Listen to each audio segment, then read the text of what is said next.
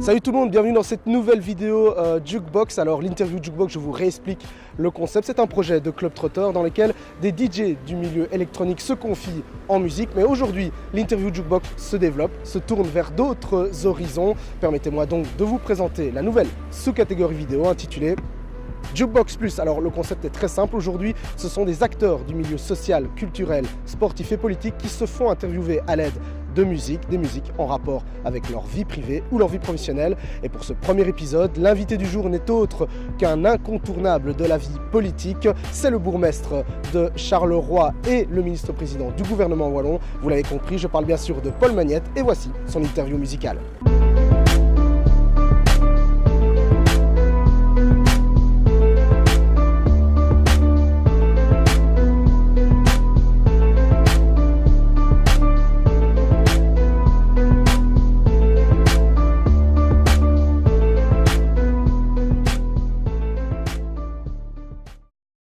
Que jusque tout au bord, nous remplisse nos verres, qu'on les remplisse encore, de la même manière. J'étais pas très disciple de Bacchus et du roi Gambrinus, un petit peu gain d'ailleurs comme ça, mais pas dans les circuits, j'ai pas fait mon baptême, tout ça, le côté gueulantaire, bleu, prends-toi une chope dans la tronche, etc. C'était pas trop mon truc.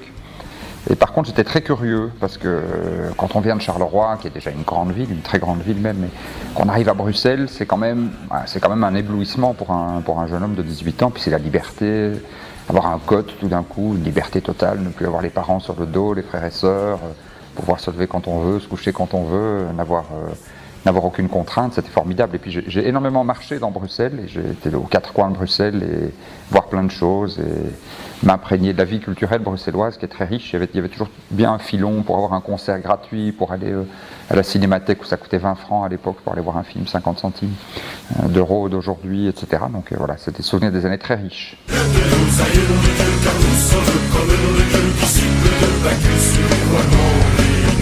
Vous étiez dans la jeunesse politique. J'ai adhéré, oui, j'ai tourné un peu partout quand j'étais étudiant. Mes premiers engagements, c'était surtout avec SOS Racisme et tout ce qui était lié à l'antifascisme, à la montée de l'extrême droite, etc., qui préoccupait beaucoup ma génération.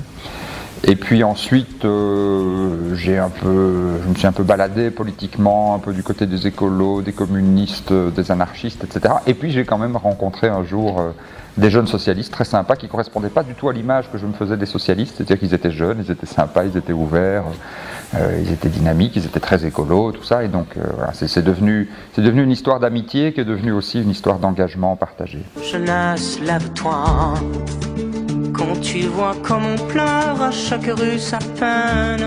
Paul Magnette, quel regard portez-vous aujourd'hui sur cette jeunesse belge, cette jeunesse européenne ?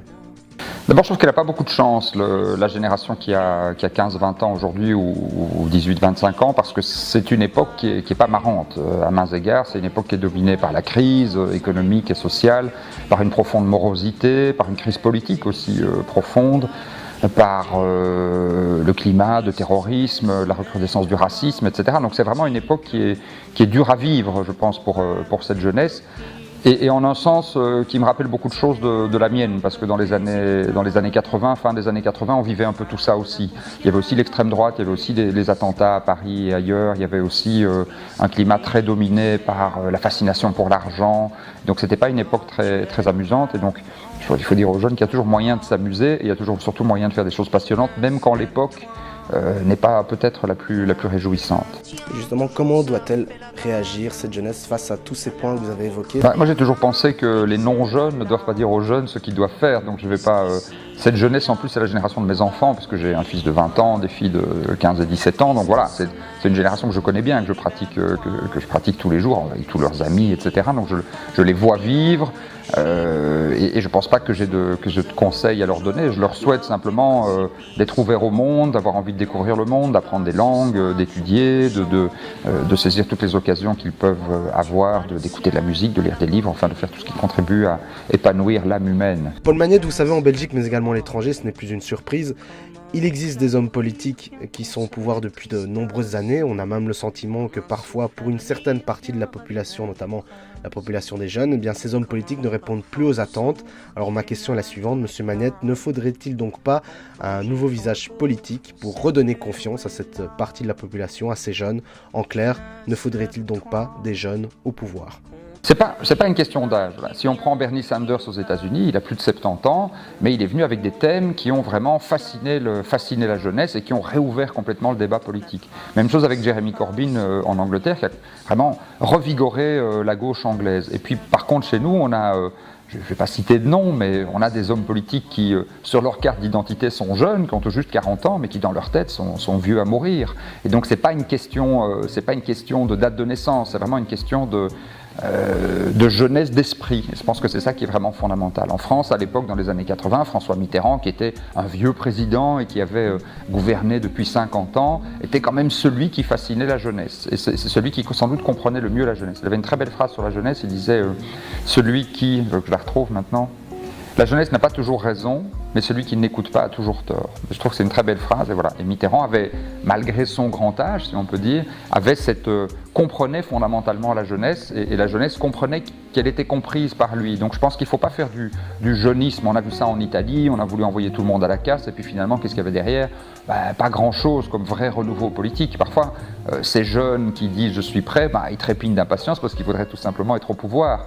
Mais c'est pas ça un projet politique. Un projet politique, c'est d'avoir des idées, c'est d'avoir une volonté, c'est d'arriver à incarner les attentes de la jeunesse notamment. Pour faire de la politique à un haut niveau, il faut avoir une capacité de comprendre très vite. Donc il faut très vite comprendre les enjeux d'un dossier, mais l'homme politique il est très bien entouré. On est entouré par plusieurs dizaines de personnes qui sont des conseillers, qui instruisent les dossiers, qui eux sont des techniciens. Et puis qui vont expliquer à l'homme politique, voilà, on doit choisir entre ça et ça. Et le propre du politique, c'est pas d'avoir la meilleure connaissance technique. Le propre du politique, c'est d'avoir ce qu'on appelle la faculté de juger. Est-ce que je dois prendre ce chemin-là ou est-ce que je dois prendre ce chemin-là? Et pour ça, il faut garder une certaine distance par rapport au côté technique des choses. Sinon, vous vous enfermez là-dedans et vous ne voyez plus le vrai choix politique au sens fort du terme à former. On dit de notre ville qu'elle est sale, qu'elle pue comme une porcherie.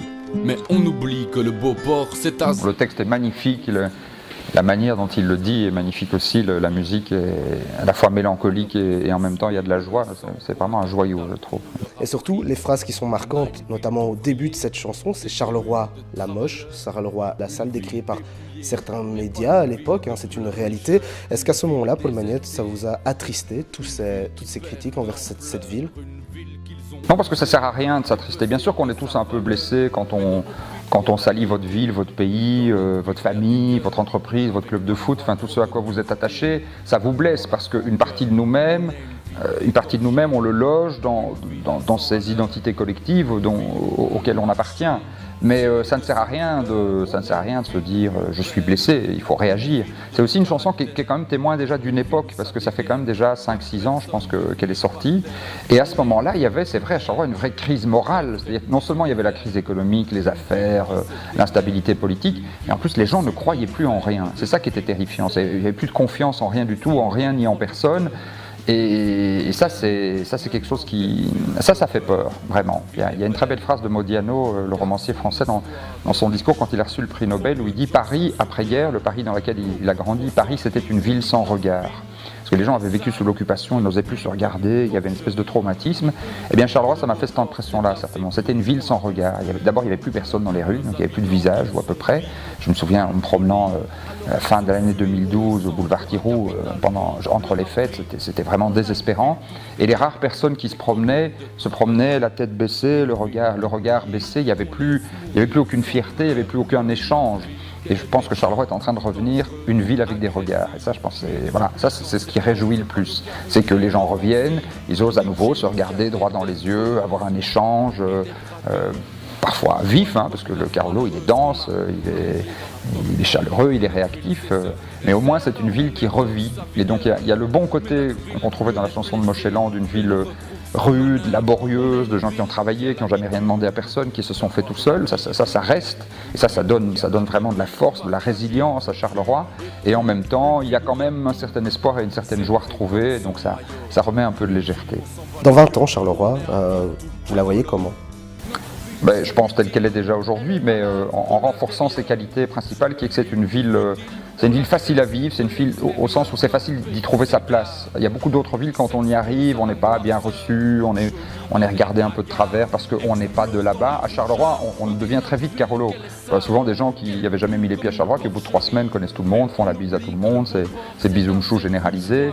Et ça, je pense que c'est une qualité très importante, cette faculté d'accueillir les gens et de franchir toutes les barrières. Et puis pour moi, le plus important, c'est que la génération des gens qui ont aujourd'hui 18-25 ans se disent demain, c'est à Charleroi que je veux vivre, c'est à Charleroi que je veux travailler. Parce que s'il y a un drame à Charleroi, c'est celui-là, c'est qu'à chaque génération, on a perdu un tiers ou un quart de la jeunesse qui s'en va, qui va étudier ailleurs et puis qui reste à Mons, à Namur, à Louvain, à Bruxelles. Alors c'est bien, ça élargit les horizons, mais moi ce que j'aimerais bien, c'est qu'ils aillent étudier ailleurs pour s'élargir les horizons, et puis avec leurs horizons élargis, qu'ils reviennent vivre ici, qu'ils aient envie de vivre à Charleroi. Je pense que c'est une ville où il y a des maisons et des appartements encore accessibles, comparé au prix des loyers, du logement dans beaucoup d'autres villes, où il y a des chouettes écoles dynamiques de quartier, il y a de la place dans les crèches, il y a une vie culturelle intéressante, il y a des bistrots, il y a une vie nocturne, et donc voilà, je pense que c'est une ville dans laquelle les jeunes doivent... J'aimerais que les jeunes aient envie, en tout cas, que la génération d'aujourd'hui ait envie de faire sa vie ici et pas de se dire, comme c'était souvent le cas dans les générations suivantes, si je veux évoluer, je dois quitter Charleroi. Ça c'était dommage. Donc j'espère qu'aujourd'hui, demain, on pourra se dire, je veux évoluer à Charleroi. Ouais, il fait fou. On dit de notre ville qu'elle est sale, qu'elle pue comme une porcherie. Mais on oublie que le Beauport, c'est à Zeebrugge qu'on l'a construit. On dit de nos habitants qu'ils sont vils, mal polis, alors qu'ils ont sué haut et sang pour un capital qu'on leur a pris. On dit de notre ville qu'elle fait mal, mais elle se bat et ça dérange de voir un combat frontal entre ceux qui commandent et ceux qui rangent. On est une ville d'ouvriers, mais des gars courageux et francs. Une ville qui encaisse les coups et qui les rend.